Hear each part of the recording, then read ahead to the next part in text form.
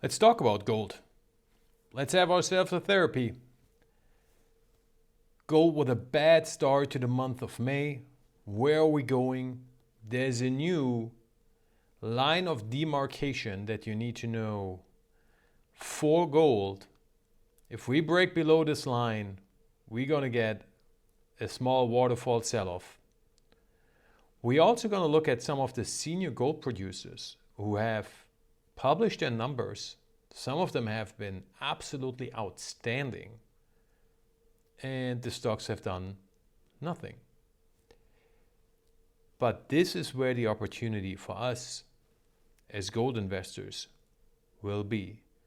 When the market doesn't see the long-term uptrend in gold anymore, in the charts, technically and fundamentally, that's when we get the sell-offs of the dumb money just leaving the gold sector because they think the grass is greener somewhere else, and we get our chances to buy. Let's get into it. Welcome to Hot Trades of the Day, your show for swing trading ideas for the coming days, weeks, and month. Welcome to Hot Trades of the Day. My name is Daniel Wilhelmi. Welcome to the channel. If you're new to the channel, hit the subscribe button so you don't miss videos like the one that I did 2 weeks ago now, where I came on here and warned that gold is going to go lower, that silver is going to go lower. And as you can see here in the chart of gold spot, that is what happened. Now, let's reassess. Let's look where we stand and see where things will likely take us. So let's start with the good things. Okay, let's go to the bad things. So the bad things are we made a new low on the close in intraday on Monday, which is the lowest close since this candle right here at the end of March. So we made a new monthly low on the close and intraday. That's bad. We closed below this yellow support zone, which has been important, but we have not confirmed the breakdown. Now again, we closed below here, and then you see the next day we get a big candle, jump right back into it, saved us. Will this happen today? We will see, or in the next days. What is important is that in my talks and the research I'm reading and information I'm getting, this purple line that I drew in, that's new, is really the line of the decisive line of demarcation for gold. And that is 4,500.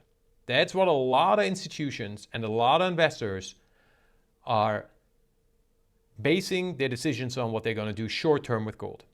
So we break below 4,500. We can expect a waterfall sell-off to the 200, probably short-term below the 200, testing the uptrend, maybe undercutting the uptrend to trigger stops. Pretty similar to what we saw here. As you can see, we dropped down in 3 days, waterfall sell-off to 4,500. We undercut it, and then we had this monster sell-off that took us all the way to the 200-day moving average. I can see something similar happen, where we drop below the 4,500. That's going to trigger some serious stops, and then we're just going to flush down. So pay close attention to 4,500 and specifically how the market reacts in the last hour of US trading around this price action.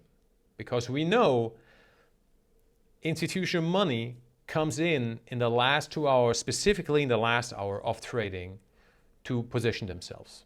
They let the day play out, they look what's going to happen, and then they come in and then they make their moves.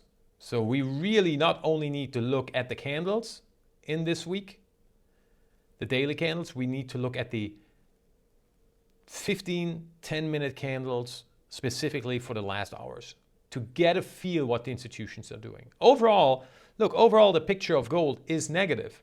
As I told you weeks ago, Again, if you missed the videos, hit the subscribe button so you don't miss these type of videos. We are below the 50. We confirmed the 50. The 50 is trending down. It's going to push gold down more and more. We made a new monthly low. There's nothing positive to say about gold right now, and I love it. I love that the sentiment is meh, as the kids say. Now, what do the majority of the investors do? They look into the stars and they try to figure out some of the star signs that are up there. I don't know, I just watched Star Wars. I have no idea about all these formations of the stars that are up there that you apparently can see. And they don't look at the charts. And they don't do their homework. And that is the reason why they're never prepared. We know now where the action will be on the downside. And it will be this zone, 200, Fibonacci retracement, blue support zone, uptrend on the daily. And let me switch to the weekly real quick. This is important. As you can see here on the weekly, right below the uptrend, we have the 50 weekly as well. So another support zone. I also would like to point something out to you on the weekly that I noticed that's quite interesting. So ever since we broke out in 2024 in gold, we have never had more than 3 weeks in a row of red candles, meaning 3 down weeks in a row in gold. So let's go through this. Here's the breakout, 3 weeks in a row, bottoming, uptrend. 3 weeks in a row, big green candle, consolidation again, then came the rally. As you can see, any other time, 2 weeks in a row, maximum.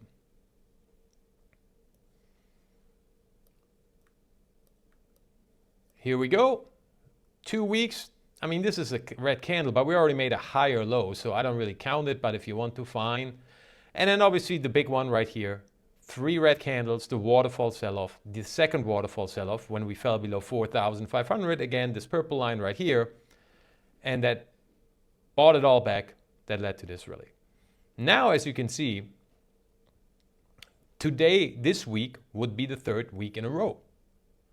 So things are getting really interesting in the gold market right now.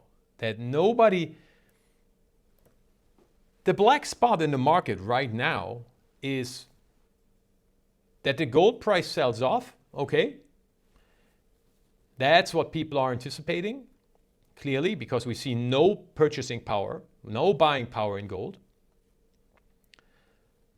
But what nobody has on their bingo card is gold sells off and then rebounds and then goes higher.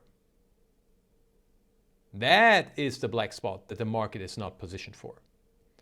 And that is when you make the most money. If you can figure out what the black spot in the market is, and you can position yourself ahead of time, because if it's the black spot, then nobody, and with nobody I mean the big institutional money that's really moving the markets. The gold bucks, like me, like probably you, obviously we're gold long.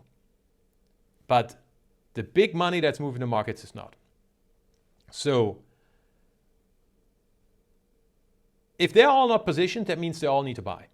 Now, I told you before, for gold, that means we need to start a new uptrend, right? So this money will not come in the beginning. Commodities for the institutional investors are not traded like equity, where they come in and they try to bottom fish, and they try to buy the commodities, the equities on the low. With commodities, it's the opposite, because the general institutions lack the knowledge. They just use simple trend following models. And we saw it in January in gold, silver, platinum. But once the uptrend gains traction, then it will come. And then it comes with a vengeance. Now, again, short term, there's really not much happening. Why is that? Well, let's look at the dollar. We know what the 2 crucial factors are that we need to pay attention to, the dollar and the oil price. Now, look what is really happening with the dollar. And I had to reanalyze the chart to see what is really happening. And what is really happening is we've been going sideways since last summer. And it was really tricky to figure this out. And I haven't really heard anybody talk about it, but look at the chart. That's what we have. You see the blue support on the bottom. We undercut it in the beginning of 2026, which, by the way, was the high in gold and silver. Right? The dollar sold off. That was the peak for the precious metals. And then we have this big yellow resistance zone on the upside. And we're kind of bouncing in the middle. And that actually makes sense. Right? That makes sense. We had this run up in the dollar February, March. That's because that the Iran war, the high uncertainty, right? And the dollar is still the currency in crisis number one. But you also see the big sell-off in April.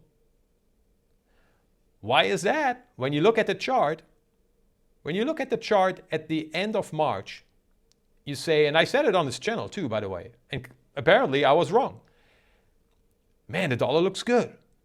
Uptrend intact, we're above the 50, we're above the 200, we're attacking this yellow resistance zone. We made new highs in this consolidation, in this sideways trend. And then we sold off. Why did we sell off? Well, because the equity market started to rally, so institutions started to sell their dollars to get back into the equity market. They're not interested in holding the dollar long term. And let me show you why that is.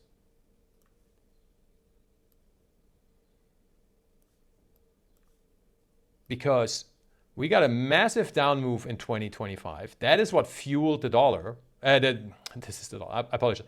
That's what fueled the rally in gold and then later in silver. But really, if you remember, first half of 2025, gold was rallying. Silver wasn't doing anything. This is the reason why. And what do we have here? Well, this, ladies and gentlemen, is a bear flag deluxe. Now, I've shown you this before. If we zoom out, I go into the monthly here. Look at this. This goes all the way back to 1986. And as you can see, this is the ultra long-term, these are monthly charts, ultra long-term trend of the dollar, and it's trending lower. You see the downward channel, and you see we've been at the uptrend twice, right? We had a big down move in the 80s and 90s, early 90s, big up move, new economy boom, right? In the 1990s, early 2000s, sell-off. The low was the housing crisis. Then again, second tech revolution, moved the dollar all the way to the upper end, and look at this. Let me actually take this off for you here, because this might look a little confusing. Here we go. We have doinked off the upper end of this downtrend twice, and we're fighting with this uptrend that has been in place since 2008. We're already below the 50 monthly. That's already a given. So my idea was we break this resistance zone, we test it one more time, doink off, and then we go lower. Maybe we're going to go lower now, because this very much looks like, as you can see here, this very much looks now like a bear flag. If we would have broken out above this resistance zone, okay, then we would have at least gone to the 50 monthly. But now, downtrend, bear flag. We break this uptrend. Whew! Things going to get really dicey for the dollar, and therefore then really, really good for gold. Now, oil is the other one. What's oil doing? Well, look at this. Oil is really doing nothing. If we zoom out and look at this on the daily, we have the breakout. We talked about it on this channel. Last fall, last winter, I told you, energy stocks, energy stocks, energy stocks. We made a killing when the breakout happened. Iran war started. But look at this. Look what we have done since the beginning of March. For basically almost 2 months now, we've really gone sideways. We established a resistance zone here around $110 a barrel. We established a support zone right here around like $90 a barrel, maybe 88. And we're bouncing in between it. Makes complete sense if you think about it. with the Strait of Hormuz, the new risk premium that needs to be priced into the oil markets as far as the Middle East is concerned. But there's no direction that we see right now. So therefore, there's nothing that can really help gold short term. So it's all about the technicals and it's about the sentiment. And that leads us to the big senior producers. Look at Newmont. Newmont announced their earnings and look how great they were. Beating revenue by 11%, earnings 33% higher than the market was anticipating. We had one day pop and since then we sold off. Even though the gold price in April was significantly higher than it was in 2025. How does that make sense? And I'm not going to go through all the producers. I'm just going to throw out here Agnico Eagle, right? Here is where the earnings happened, sold off right after it. I mean, Agnico Eagle is the best mining company in the world when it comes to the precious metals. It means there's no interest in the market right now for gold, for the gold miners. You can hate me for saying this, but the charts tell you the truth, and that's all I care about, and that's what I look at because I want to make money in the markets. So nothing has changed. The prediction that I gave you 2 weeks, 3 weeks, 4 weeks ago, because I've been bearish on gold for a while now. It has played out. Am I happy about it? Yes, I am, because I want to buy more gold miners. Because I know long term, things are looking outstanding for gold. And I'm going to show you tomorrow 2 additional charts that will not make you happy when it comes to your pocketbooks and your wallets. But man, they make you happy if you're a gold investor. So, 4,500. That's what we need to pay attention to. We go below 4,500, we get the sell-offs. Then it gets interesting, part 2, right? Yesterday was May the 4th, Star Wars Day, so can the gold empire strike back? After we get the waterfall sell-off. Now again, expect undercuts of the 200, of the uptrend, maybe even below 4,000 to trigger flush sales, panic sales and stops. That is not so important. Again, what's important is what's happening in the later hours of the trading days when we get the flush sale. Are the institutions buying up this weakness in gold? And that's our signal. That's it for today. We'll see us tomorrow. Talk to you later. Bye-bye.